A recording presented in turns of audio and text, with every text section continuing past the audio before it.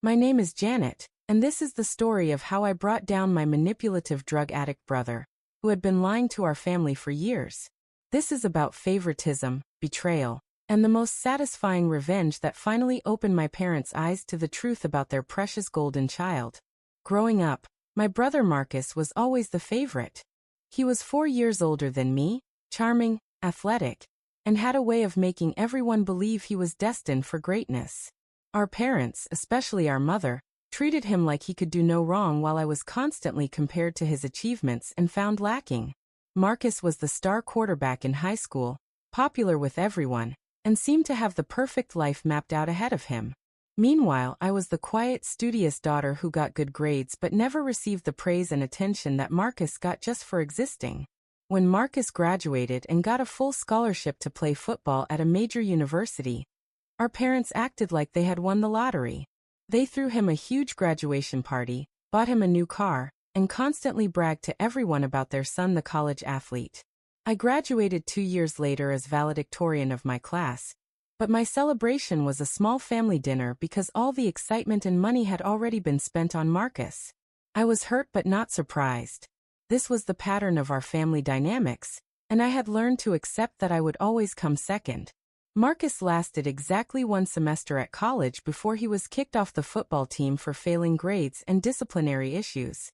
He came home claiming that the coaches had been unfair to him, that his professors were biased, and that college was not the right environment for someone with his entrepreneurial spirit. Our parents believed every word of his excuses and welcomed him home with open arms. They told everyone that Marcus had decided college was not challenging enough for him, and that he was going to start his own business instead. What they did not know was that Marcus had actually been kicked out for drug use, and had developed a serious addiction to cocaine and prescription pills. I was starting my senior year of high school when Marcus moved back home, and I began noticing strange things almost immediately.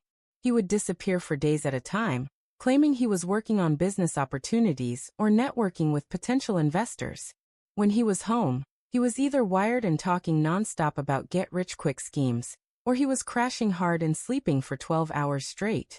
Money started disappearing from around the house. First it was small amounts, $20 from Mom's purse, change from Dad's dresser. Then it escalated to larger sums. Mom's jewelry began vanishing piece by piece, and Dad's tools went missing from the garage. Every time something disappeared, Marcus had a reasonable explanation. He had borrowed the money and forgotten to mention it. The jewelry was being cleaned or appraised as a surprise. The tools had been loaned to a friend who was helping him with a project. Our parents believed him every single time. I tried to tell them what I suspected, but they refused to listen. When I suggested that Marcus might have a drug problem, Mom got angry with me for being jealous and trying to tear down my brother when he was going through a difficult transition period. Dad told me that I needed to be more supportive of my brother and stop making accusations based on teenage gossip and rumors. They made it clear that they trusted Marcus completely and that my concerns were unwelcome. The situation got worse when I was applying for colleges. I had worked hard throughout high school, maintained a perfect GPA, and had been accepted to several prestigious universities. But when it came time to pay for tuition, my parents dropped a bombshell on me. They told me that they had spent most of my college fund helping Marcus get back on his feet. They had invested in his business ventures, paid for professional development courses, and supported him while he figured out his career path. There was not enough money left to send me to the expensive schools I had been accepted to. I was devastated, but Marcus was sympathetic and supportive. He told me that he understood my disappointment, and that he would pay back every penny once his businesses started making money. He promised that within a year, he would be successful enough to fund my education completely. Our parents praised him for being such a caring brother, and told me how lucky I was to have someone who would sacrifice for my future. They suggested I take a gap year to work and save money while Marcus got his ventures off the ground. I had no choice but to agree. I deferred my admission and got a job at a local restaurant while Marcus continued his supposed business development with my college money. What I discovered over the next few months was that Marcus was not running any legitimate businesses. He was dealing drugs to support his own addiction, and using our parents' money to fund his operation and personal habit. I found out by accident when I came home early from work one day and saw Marcus conducting a drug transaction in our driveway. He was selling pills to a group of teenagers, exchanging small baggies for cash right in front of our family home. When he saw me, he panicked and tried to claim that he was selling supplements and vitamins as part of a health and wellness business. But I had seen enough to know exactly what was really happening. I confronted Marcus privately and demanded that he tell our parents the truth and get help for his addiction. He broke down and admitted everything: the drug use, the dealing, the lies about business ventures. He begged me not to tell our parents because it would destroy them. Marcus promised that he would get clean on his own and pay back all the money he had taken. He said he just needed a little more time to figure things out, and that if I gave him 6 months, he would turn his life around completely. Against my better judgment, I agreed to keep his secret on the condition that he would stop using drugs, stop dealing, and start making real efforts to repay our parents and fund my education. Of course, Marcus had no intention of keeping his promises. Over the next 6 months, his behavior got progressively worse. He was stealing larger amounts of money, pawning valuable items from the house, and becoming increasingly paranoid and erratic. But he was also becoming more skilled at manipulation and lying. Whenever our parents questioned him about money or missing items, Marcus would have elaborate stories about investments gone wrong, business partners who had cheated him, or expenses related to legitimate opportunities that just had not panned out yet. He would cry and apologize for disappointing them, promise to do better, and beg for just one more chance to prove himself. Our parents would comfort him, give him more money, and tell him that they believed in him and knew he would eventually succeed. Meanwhile, I was working 60 hours a week trying to save money for college while watching my brother destroy our family with his lies and theft. The stress was taking a toll on my health. My grades were suffering at the community college where I had enrolled part-time, and I was becoming increasingly resentful of the unfair situation. The breaking point came when Marcus stole and pawned Mom's engagement ring, a family heirloom that had belonged to my grandmother. When Mom discovered it was missing, she was heartbroken. The ring had enormous sentimental value and could not be replaced. Marcus claimed that he had taken the ring to have it professionally cleaned and appraised as a surprise for their upcoming 30th wedding anniversary. He said the jeweler had told him it needed extensive restoration work that would take several weeks to complete. Our parents believed him and were touched by his thoughtfulness. Mom cried happy tears thinking about getting her ring back in perfect condition as an anniversary gift from her caring son. I knew the ring was gone forever, sold to fund Marcus's drug habit, and that there was no restoration work being done. I also knew that in a few weeks, when it came time for the supposed anniversary surprise, Marcus would have another elaborate lie ready to explain why the ring was not ready yet. I realized that my parents would never see through Marcus's manipulation on their own. He was too skilled at playing on their emotions and their desperate desire to believe that their golden child was still the successful, caring person they wanted him to be.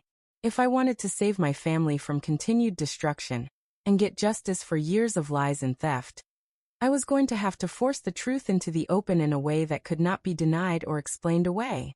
The perfect opportunity was approaching: my parents' 30th wedding anniversary party. Mom and Dad had been planning a big celebration for months. They had rented a hall, hired caterers, and invited over 100 people including extended family, old friends, neighbors, and Dad's work colleagues. It was going to be the social event of the year for our family, and Mom had been looking forward to it for ages. Marcus had volunteered to give a speech at the anniversary party, talking about what wonderful parents we had and how grateful he was for all their love and support.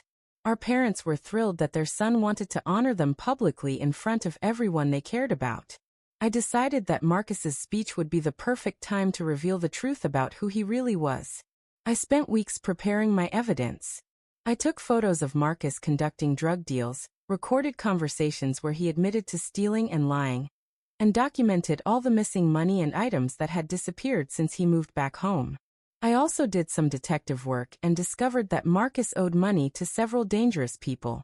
His drug dealing operation was not profitable because he was using most of his product himself. He was in debt to his suppliers and had been receiving threats about repayment. Most importantly, I tracked down Mom's engagement ring at a pawn shop across town. The owner showed me the paperwork proving that Marcus had sold it 6 months earlier for a fraction of its actual value. I was able to buy it back, but the price took most of my college savings. 2 weeks before the anniversary party, I approached Marcus with an ultimatum. I told him that I knew everything about his drug dealing, his debts, and what had really happened to Mom's ring. I gave him one final chance to come clean to our parents voluntarily before the party. Marcus tried to deny everything at first, then switched to manipulation and guilt tactics. He said I was jealous of his relationship with our parents, and that I was trying to destroy the family out of spite.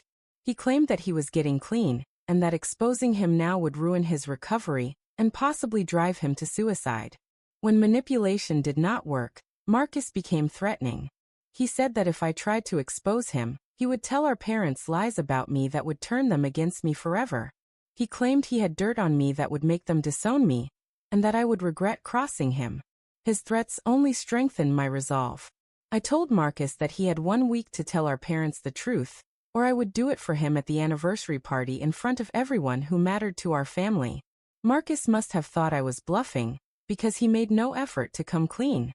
Instead, he spent the week before the party being extra charming and helpful, volunteering to handle party preparations, and constantly telling our parents how much he loved them and appreciated everything they had done for him.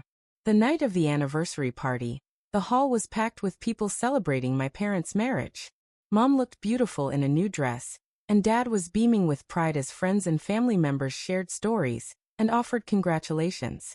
Marcus was in his element, playing the role of the devoted son perfectly.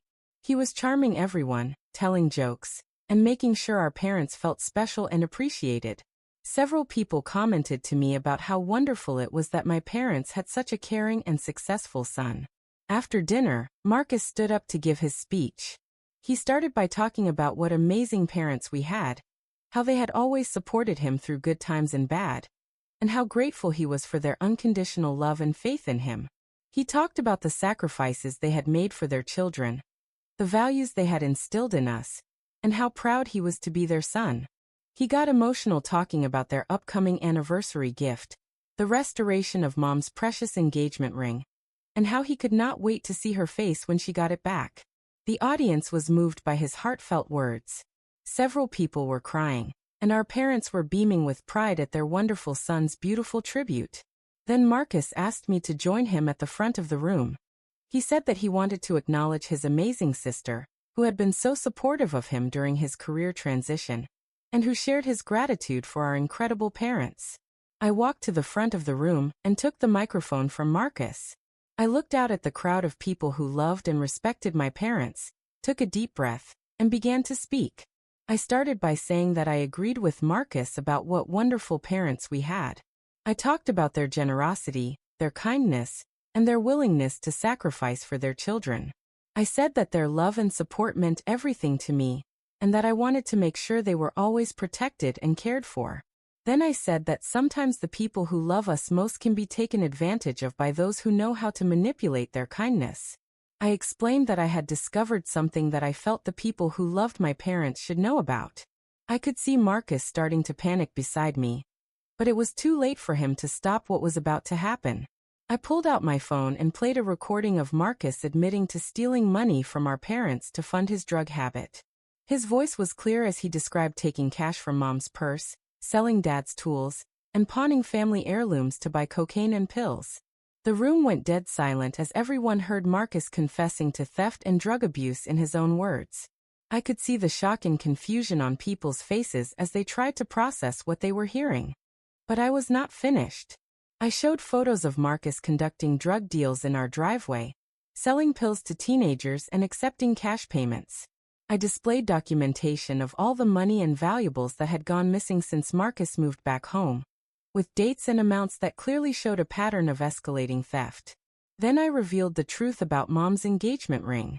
I pulled the ring out of my pocket and explained that Marcus had pawned it months ago to buy drugs, not taken it for restoration. I showed the pawn shop receipt with Marcus's signature and ID information, proving that he had sold our grandmother's ring for drug money, while lying to our parents about having it professionally cleaned.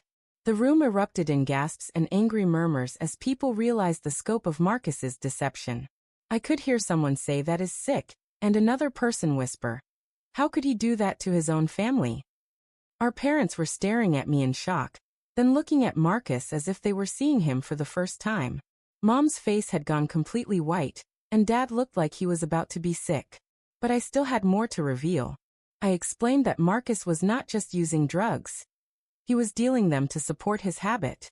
I showed evidence of his drug dealing operation, and revealed that he owed money to dangerous people who had been threatening him for repayment. I told the audience that the money our parents had been giving Marcus for supposed business ventures had actually been funding his drug purchases and dealer debts. Every dollar they had invested in his future had gone directly into fueling his addiction and criminal activity. Finally, I revealed that my college fund, money that our parents had saved for years to give me an education, had been spent on Marcus's drugs and lies. While I was working multiple jobs and attending community college part-time, Marcus had been using my education money to buy cocaine and pills. By the time I finished speaking, the room was in complete chaos. Family members were yelling at Marcus, demanding to know how he could betray people who loved him so much. Friends of my parents were expressing outrage and disgust at his behavior. Marcus tried to damage control, claiming that I was lying and making everything up out of jealousy. But the evidence was overwhelming and undeniable. His own recorded confessions, the pawn shop documentation, and the photos of drug deals made it impossible for him to claim innocence. Our parents were devastated. Mom was crying uncontrollably, and Dad was staring at Marcus with a mixture of anger and heartbreak that I had never seen before. The son they had believed in and supported for years had been systematically robbing and deceiving them while they bragged about him to everyone they knew. The party ended early as people left in shock and disgust. Many guests approached my parents to offer support and express their outrage at Marcus's behavior. Several people told me that they were proud of me for having the courage to expose the truth, even though it must have been incredibly difficult. Marcus tried to approach our parents to explain himself, but Dad stopped him and told him to get out of the hall and not come back to our house. For the first time in his life, Marcus faced real consequences for his actions with no chance to manipulate his way out of trouble. The aftermath was swift and dramatic. Our parents immediately cut off all financial support for Marcus and kicked him out of the house. They told him that he was not welcome back until he got professional help for his addiction and made restitution for everything he had stolen. Dad called the police and filed reports for the theft of tools, money, and jewelry. While they could not prosecute everything due to the time that had passed and lack of additional evidence, the police were very interested in the drug dealing operation I had documented. Marcus was arrested within a week on drug dealing charges. The evidence I had collected was enough to support serious criminal charges, and his debts to dangerous dealers made it unsafe for him to remain on the streets anyway. The most satisfying part of my revenge was watching our parents finally see Marcus for who he really was. All the manipulation, charm, and sob stories could not work anymore because the truth was undeniable and public. Mom and Dad apologized to me repeatedly for not believing me when I had tried to warn them about Marcus's behavior. They realized that their favoritism and blind faith in their golden child had enabled years of destructive behavior and had been unfair to me. They used the money they had been planning to give Marcus for his latest business venture to pay for my remaining college expenses. I was able to transfer to a 4-year university and complete my degree without working multiple jobs or taking on massive debt. Our extended family rallied around my parents and me, offering emotional and practical support during the difficult aftermath of Marcus's exposure. Everyone was horrified by his behavior and impressed by my courage in bringing the truth to light. Marcus spent 8 months in jail and was required to attend mandatory drug treatment as part of his sentence. When he was released, he tried to reconcile with our family, but his apologies were focused more on his own suffering than on the harm he had caused. He claimed that addiction was a disease and that he should not be held responsible for his actions while he was under the influence. He wanted our parents to pay for expensive private rehabilitation and to welcome him back home while he recovered. Our parents had learned their lesson about enabling Marcus's manipulation. They told him that they would support his recovery efforts, but that he would have to prove his commitment to sobriety and making amends before they would consider rebuilding their relationship. Marcus was furious that his usual manipulation tactics were no longer working. He tried to guilt-trip our parents about abandoning their son when he needed them most, but they held firm in their boundaries. Eventually, Marcus moved to another state where he could start over without the reputation that followed him in our hometown. We have had minimal contact with him since then, and our parents have learned to have a much healthier relationship with him that does not enable destructive behavior. The best part of this whole experience was watching my parents finally recognize and appreciate the daughter who had been loyal and honest all along. They realized that while they had been focusing all their attention on their problematic son, they had been taking for granted the child who actually deserved their pride and support. Our relationship became stronger than it had ever been. They started asking for my opinions, valuing my judgment, and treating me as an equal rather than a less important sibling. I finally felt like I had the loving, supportive family relationship I had always wanted.